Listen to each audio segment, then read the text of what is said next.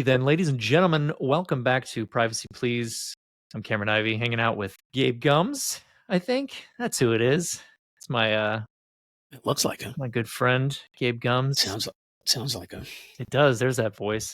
There's the voice that both women and men love to hear. Yes, the voice that launched zero wars, zero love triangles. Absolutely, no new radio stations, no late night R&B request line hotlines. No radio. Who needs radio? Huh? Who needs radio? We would be pretty good at radio, huh? This is not radio. Well, I guess that's true. It I is. consider this radio. This is basically like time shifted radio. Yeah, this is new age radio. Just everybody can do Yeah. it from their house. Yeah. Well, how you doing, How's it man? going? You good? I'm well. I'm decent. I can't complain too much. Same. Yeah, it's another day. Yeah, another day. Another privacy incident. Another data breach. Always, aren't they? Another Always. ransomware attack. And in healthcare, surprise. In healthcare, it's a day that ends in Y. Last I checked. I mean, it's unfortunate. It's very unfortunate. I was talking with some, let's call them lay people recently, and in the medical field, and they were fascinated by some of the data around healthcare attacks. This particular person, their organization is still being affected by one of the outages across some of the pharmaceutical networks, right? So like it's really difficult for them to get patient scripts filled and stuff. It's leading to some challenges with human error. So, folks have to where they used to be able to just put in the information and then they'd walk over to another terminal in the building and the medication would be there. And the machine would have already checked to make sure A, it was the right medication, B, it was the right number of pills. So that doesn't happen anymore. So humans have to do a bunch of that stuff now because those systems are still out of commission post ransomware attack. And so they were curious as to why is healthcare getting beat around so badly? And the answer, of course, is because healthcare data is super, super expensive on the dark web, largely because of healthcare fraud, but also because healthcare being an absolutely massive industry, it is lucrative. It's a ridiculously lucrative industry. And so as a target, it's decentralized, right? There's no universal healthcare in this country. Don't bother adding me, people. Right? I'm not suggesting I'm for it, against it. Hint, I'm for it, but nonetheless, that wasn't what I was suggesting. I was suggesting that don't bother adding me on that topic. And so it's a lucrative, decentralized business to go after. And operationally, it's a business that if you cripple them operationally, there's a huge financial impact. And then there's also the human impact. Yes. And so a lot of healthcare companies are perversely incentivized to just pay the ransom. This company paid their ransom, by the way. I'm not naming names for all the obvious reasons. And so if you're thinking to yourself, but Gabe, you just also said that their systems still weren't back online. That's right. They paid the ransom and they got back some of their data.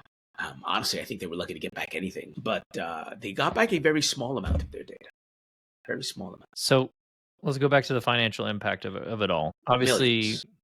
There's substantial financial losses for Change Healthcare. And when it comes to any ransom attack, which is not who I was talking about in that story, by the way. Just want to be clear. Change Healthcare was also hit. Yes. Okay. So you were talking about somebody else. Yeah, I was. I very much was. Intentionally was. This was a real story from a conversation I literally had last week. This person was not part of the Change Healthcare ransomware attack. Change Healthcare was in a similar scenario. I do not know how they were affected or not affected, but they finally just admitted.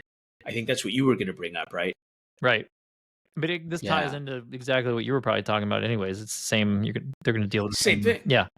So Change Healthcare, they finally acknowledged paying the ransom, and they still haven't gotten back most of their data. Best we can, at least, based on their own words. That's a problem.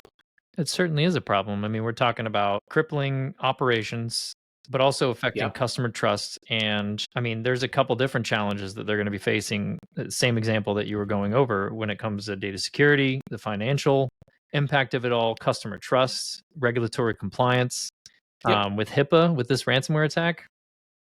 Yeah, it's huge. Allow me to share another real story about. I love 4 stories, weeks ago. Gabe. Yeah, yeah. The thing is to see it and witness it happen up close is always fascinating, right? Like it's one thing to read about it in the news, but like Right. allow me to share with our guests another real life story. I'm having a conversation with a different organization, well, a different person that works for. I won't even give away the vertical. This business it handles a lot of PII, so there's a lot of regular people's information that they have, and they were hit with a ransomware attack. They paid the ransom. They also did not get back all of their data, and then they got hit with a ransomware attack again a few weeks later by the same people, and they were like, "What the hell?" And I was like, "What? I don't understand. What exactly do you not understand?" Oh, you're talking about the part where you trusted criminals to make good on their word. I understand. Coincidence?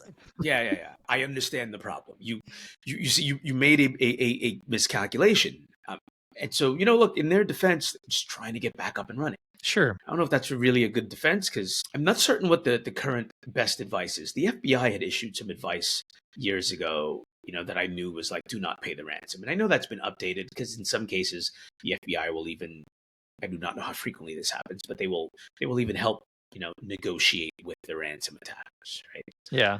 My assumption is that probably happens whenever it's a vertical or a business that might be deemed too important to allow this to be any more problematic than it already is. But paying the ransom is a problem. Last story with Gabe, a different organization who is purely in the business of ransomware recovery. So we happen to partner with them. We partner with them and they offer services to help folks recover And after an attack. So by we, you mean Myota. we being Myota. Yeah, Yes. Yeah. We being Myota. Myota is, we don't talk about them frequently on the show, but for those of you paying attention, it is the data security organization that I represent. I do a lot more than represent. Go check us out, myota.io. Check it out. Shameless plug. Shameless plug. Go check it out. Check it out. So anyway, we partner with this organization and they help organizations recover from ransomware attacks. Mm-hmm. Some of the things that they were sharing with me, I was actually surprised by and shocked by. They were saying that on the high side, 60% of someone's data is all that they ever see recovered. On the high side, it's usually somewhere between like 20 and 40%. I hadn't actually known that. Wow. I hadn't actually known that largely because I hadn't spent a lot of time discussing in detail with someone who has paid the ransom what the recovery impact was, right? Like I hadn't had that conversation. And so as I'm having these conversations with, these folks that have literally been hit and paid the ransom and not got back their data, and then I'm having this conversation with these folks that come in to help clean things up. And they're like, actually, some of those numbers aren't bad because we rarely see 60%. Like most people don't get back that much of their data. I'm like, oh, so I should go back and tell this guy he's actually lucky then. I should go back and tell this guy who got hit twice, like, by the way, turns out you're actually lucky. Like you could have lost both legs, an arm, and your head. You only lost a couple arms. Right. That's yeah. And so, if that is the pattern, why are folks paying these ransoms still? It encourages future attacks. There's no guarantee that your data is going to be recovered. Mm-hmm. You will potentially be extorted again. You already mentioned the legal and compliance risk, right? Like depending on your jurisdiction, paying a ransom, especially if it's to a sanctioned entity, could lead to legal consequences, right? Including violating compliance regulations. So like, let's say you pay a ransom to like Al-Qaeda and you just didn't know it was Al-Qaeda. I'm just making things up because sanctioned entities, right? Like maybe their name was posted right on their ransomware bill, but you just, didn't pay attention, didn't care, didn't think it was real. Like, but even just doing that is a problem. Right. On top of you're also taking resources out of your own business and just basically setting them on fire. I say that because if you're still not getting your data back, you've just set a big pile of company cash on fire. That's true. Now, for fun, I actually asked ChatGPT to give me an easy analogy of this situation when it comes to cyber attacks. And this is what it came up for Change Healthcare. So Change Healthcare is like a fortress protecting valuable treasures. Patient data hackers, akin to cunning thieves, breached its defenses and demanded ransom, holding the treasure hostage. Despite paying, the threat remains as other thieves claim to have copies, leaving the fortress vulnerable. Does that sound right in these situations? It sounds about right. And here's what sticks out about this scenario, because that is exactly one of the things that Change Healthcare was worried about was, like this data leaking out. Right. The second the data is in the ransomware attacker's hands, it's too late. It's already leaked. They are also, they being the bad guys, on top of not returning all your data, are still selling your data on the dark web. So people will pay the ransom and that data will show up on the dark web still. Right. Because again, you can't trust them. So again, why are you paying for? You didn't get your data back. It still got sold on the dark web. What did you actually pay for? Mm-hmm. What are you paying for? And so, yeah, in this case, others claiming to have copies of it was true. Others did have copies of it and will continue to have copies of it. The 2023, last year's Verizon Data Breach Investigation Report, which 24 hasn't been released yet. But if you look at, there's a trend in there that it highlights. And the trend is that availability has become the number one impact of ransomware, not data loss, right? Like, so not getting your data back has become the biggest impact of ransomware. Them keeping it hostage has become the biggest impact. Your data simply ending up on the dark web hasn't become the biggest impact. And part of the reason for that is because, well, it just happens anyway. Right. Because it just, that's part of the reason why the impact to your business isn't, it's still there, but it's way outsized by your inability to run your business. Right. Like that lady who now has to, I didn't say it was a lady, maybe I did, but that lady I was mentioning before who now has to like go manually go check the prescriptions. And by the way, they found errors. There's been multiple errors because humans make errors. Yeah. And before their error rate was like super low and now the error rate's like 8%. That's a lot. So now this lady has to keep doing this manual effort. That has far surpassed the fact that that patient's healthcare data is leaked. Yes, that's a problem. Right. But that patient's healthcare data was probably leaked in a different breach any freaking way. And so now that patient can't even get care or count on the care being accurate, that's a bigger freaking problem. It's a massive problem. A lot of things are going on in my brain right now. There's too much when it comes to this topic. Did we even mention the amount of this ransom? It was, I think it was like 22 million. Yeah, this one in particular was 22 million. $22 million to not get your data back. Ugh. Now, my question, and you might have highlighted this, but this is shameless plug number 2. For less than $22 million, I'll make sure you always get your data back. Well, that's like Myota will make sure you always get your data for less than 22 million, a lot less. Myota will 100% guarantee you can always get your data. That's what I was going to say. Like, how do these organizations put themselves in a situation when someone does this to like a cyber attack? How do you not have your data backed up or in a way that you can actually still access it? You want some more wild statistics? So that same company that kind of comes in post breach was also telling me that somewhere north of like 50 to 60% of all the companies they work with just don't have backups at all, which is why like they just don't even have any, like zero. What do you think the reason is? Money? I don't have it. I think do nothing is the reason. I think because a lot of people just, so here's a couple of reasons. One is a lot of people think that because they use SaaS platforms, they're fine. Like, well, I use Salesforce, so like Salesforce protects my data. It's not untrue, they do. But like if I breach your Salesforce instance, take your account, lock you out of it, delete everything, and like, do so over time such that you can't get any of that data back. Like the only thing Salesforce guarantees is that the platform will be available for you to use and the data that you put in there will be. But if you look at all cloud shared security models, all of them, the data is your responsibility. And so part of it is a lot of people have this misinformed idea that whatever SaaS product they use, that is good enough and they don't have to worry about whether or not their data is backed up. The second problem is because of that first problem and others, they just don't do anything about it. They just don't do anything about it. The other problem, because I'm certain Change Healthcare had backups. I'm certain they did. The other problem is the backups are the first thing that gets attacked. Because how else am I going to get you to give me $22 million? The backups are the first thing I attack. And there's lots of ways to attack the backups, right? Like they are vulnerable themselves. Doesn't matter the backup platform. There's lots of different attack vectors specifically targeting just those platforms. So even if you have the backups, you have to protect those backups. I think I posted a meme on LinkedIn moons ago. I will have to do it again, but it's the one with the black guy pointing at his head like this, winking. And that one. I wrote, yeah. Did you know he's British?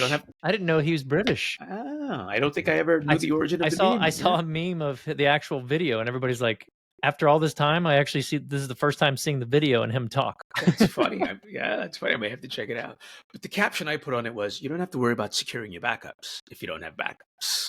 That's the genius to it. That all, is, right? Like yeah. you don't have to worry about you do not have to worry about protecting those things if you just don't take any backups. And when someone asks you, "Do you have backup security?" Be like, "I'm good. I'm solid over here."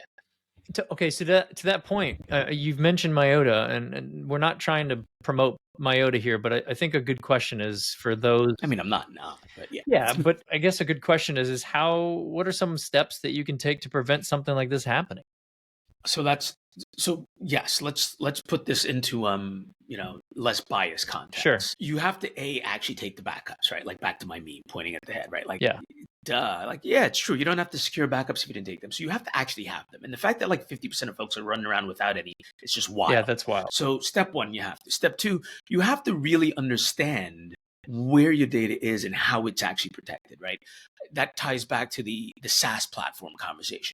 Your data in a SaaS platform isn't guaranteed to be backed up in any meaningful way that will protect you from ransomware. That is, they're guaranteeing service availability, full stop. That shared cloud security model does not account for that, period. If you read your T's and C's, you will see that. Hopefully you don't have to read them post-attack to get to that. Number three, you have to secure the backups. Like you take the backups, now you have to secure them. That requires a whole effort unto itself. And traditionally, backups have been the purview of just the IT teams, which is to say not the security teams or not the IT security teams. And so a lot of times I'll talk to security people and they will say things like, oh, well, that belongs to the infrastructure engineers or the IT infrastructure engineers or the IT guys, et cetera. And it's like, yeah, but that's the last stop saloon though. Like if that thing gets breached, you're paying $22 million for a bonfire.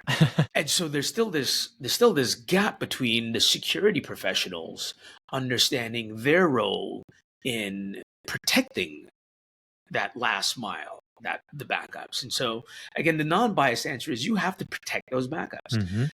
The thing is, that's becoming so much harder because it's literal target number one because it's leverage. It's the first thing they target. Like before they lock up all the operational data, before they lock up all the daily operational data, they go find the backups. Because once I put a lock on that, you can't just tell me to pound sand and go away because I know I have a backup. Once that happens, you're going to pay me $22 million. Easy. 22 million. Cash. It's maddening. It's confusing. And everybody that has their patient data in some kind of where form, we all do. It is crazy that isn't the most protected data. Like, you know what I mean? Like, how is the healthcare industry not the most secured? It's probably one of the worst, I would say. Probably one of, allegedly. I agree. I agree.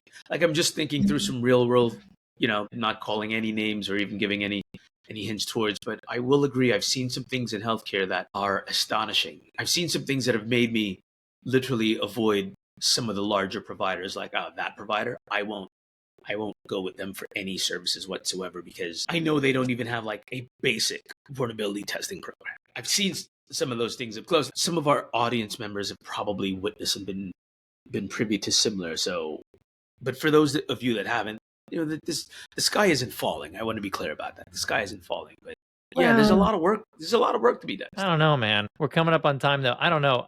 My mom always said that we're living in hell in a handbasket. I'll tell you what, the world kind of looks like. But I mean, no, it's not falling. It's not falling, but yeah. Yeah. We'll see. It'll be fun to monitor this as it continues. But Gabe, thanks, man. Great episode this week. On. Anyone has anything, shoot it our way. We'll see you guys next week. Next week. See y'all.